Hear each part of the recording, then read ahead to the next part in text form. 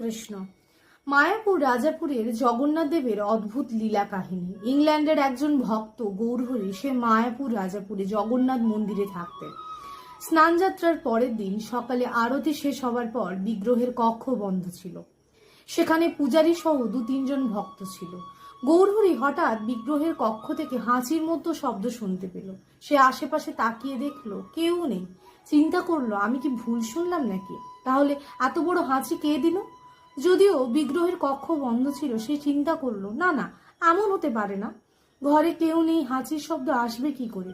গৌরহরি চিন্তা করলো, অবশ্যই আমি কল্পনা করছি, আমি ভুল শুনছি। পরক্ষণে আরো জোরালো পরিষ্কার শব্দ, হ্যাঁচো। জগন্নাথের সর্দি হলো নাকি? তখন গৌরহরি পূজারীকে এই কথা বলল, আপনি একটু ভেতরে গিয়ে দেখুন। পূজারী যখন ভেতরে গিয়ে দেখলো, তখন দেখলো জগন্নাথের নাক দিয়ে অনর্গল জল পড়ছে।